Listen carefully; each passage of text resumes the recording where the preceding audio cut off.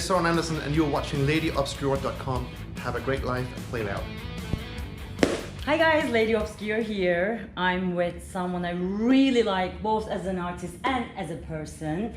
Soren Andersen. Hi. Hey. It's really nice to have you in this picture. Oh, thank you. So Soren, yeah, exactly. Soren is a guitar player, producer, and a songwriter. Yeah. Yeah, I would like to talk about them. Oh, sure, yeah. But first, let's start from the beginning. So you picked up the guitar when you were really, really young, right? Yeah. Well, that age of 8, 9, you know, where pretty much every kid starts to play. And then when I was 12, Mom, I want an electric guitar, please. And then my dad, he found a guitar, a second-hand guitar, and I think it was 100 euros. It was a shit guitar, like a horrible guitar. But that was my best friend for 5 years. Oh. And then when I was 16, I got my first tour. Tour? Yeah. Wow. With the winner of Eurovision Song Contest. All right, yeah. That's huge. From Denmark? Yeah, the Danish winner. Okay. Not the international winner, but the Danish winner. And we did 60 summer shows, and my dad, he was like, "Wow, Soren, you're making money now." You know? Yeah, you know, I want to do this for life, for living. Yeah. And he was like, "Oh shit." But my mom, she was like, "Yeah, do it, honey, do it, honey." She's more like a hippie type. So 2 years later, I was a professional musician. So since I was 18, well, pretty much since I was 16, I've been a professional guitar player. Unbelievable. And then that whole production thing started, you know, like, you know, what else is going on in the picture besides the guitar playing? What's the drummer playing? What's the singer doing? What's the bass doing? You know, so I had that thing with being a performer and also be a producer going on at the same time, and that's 30 years ago now. Really? Yes, I've done it all my life. That whole thing of producing and playing. If you're gonna hate this question, but if you had to pick one, being a guitar player or a producer, which one would you pick? I can't produce without playing guitar, and I can't play guitar without produce, because it goes hand in hand, as I say. Yeah. That the more I play, the better the better I produce, and every time I produce, I think we need to look into what works on stage. Yeah. And that's what I pick up on, you know, live. I go, oh, I gotta remember this one. So nourish each other, one another. But which one makes you happier? Which one is more fun for you? When I want to, you know, when I need to travel, the touring is just like a blessing. You go out with your mates and you're on the bus, flights, having fun on the road, and you know, play shows and shit. So that when that's what I'm aiming for, that's the best time of my life. Then you start to get colder up in Denmark, and I want to isolate myself a little bit more. Then the production. Oh wow, you have a perfect life. I do. I love it. Yeah. And you realize that's beautiful. That's what I like about life. I want to do different stuff. So. Yeah. And you have a new album out, is that right? I'm gonna come back to that, but you write songs for other artists too, is that right? Yes, I do, yeah. Okay, so how do you decide? Okay, when an idea, excuse me, an idea presents itself, a musical idea, how do you decide, you know, which one goes to your own album?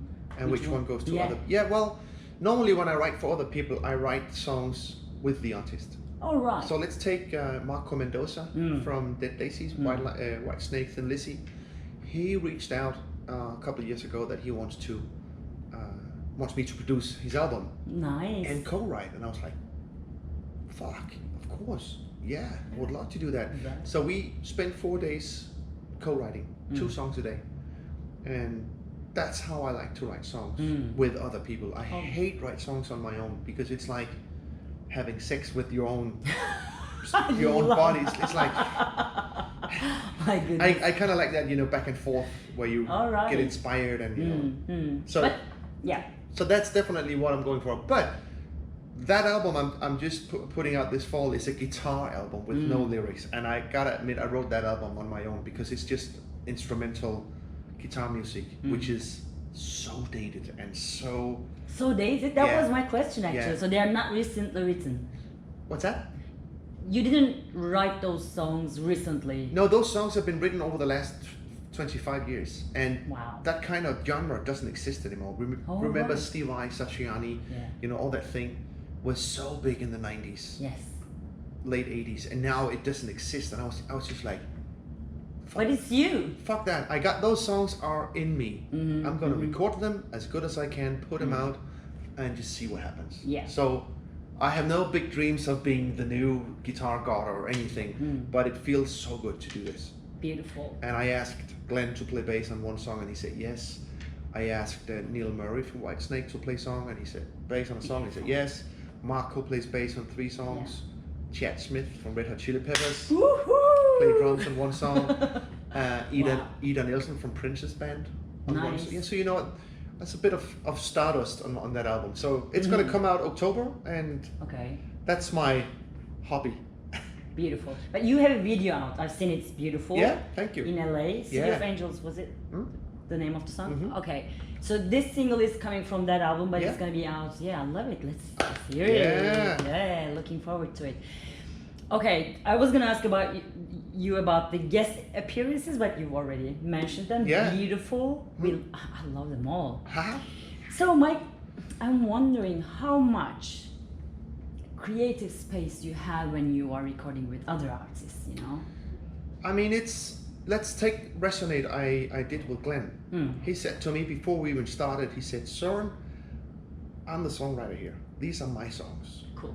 You can change the chord or maybe come with suggestions about, you know, arrangements, but it's my songs. Yeah. And I totally respect that. Because then he said straight away, but I need you to produce this with me. I can't produce. I need you to be my co-producer, so we produce this together. Nice. And that was like, wait a minute, did Glenn just ask me to produce his album? So we from that day, I think I won his respect more than ever, because we pulled it off. Same thing with Mike Tramp. I started to be his guitar player, and after 2 tours, he was like, Soren, how do you feel producing me? Would you be okay with that? I was like, let's give it a try. And now we have done 6 albums. So that kind of circle back to the question you asked, what did you prefer, play live or produce? But it's one big business for me. Definitely get you. Some artists, they know that they love it in the studio and they don't like the touring that much. Some artists the other way around. I think the healthy balance is yours, you know. You want to do both. When you get tired here, then you have this. And they nourish each other. It's beautiful. It's a healthy balance. That's why you look so good, sir. Thank you. So tell me, I mean, you are always with legends. Am I? Yes, I am. So tell me, because I'm a feeling personality, I want to know how it feels. Because these guys, I mean, Glenn Hughes, he's not only a great musician, but also important person. He's really nice. He's a legend, you know. Yeah. So tell me, how does it feel?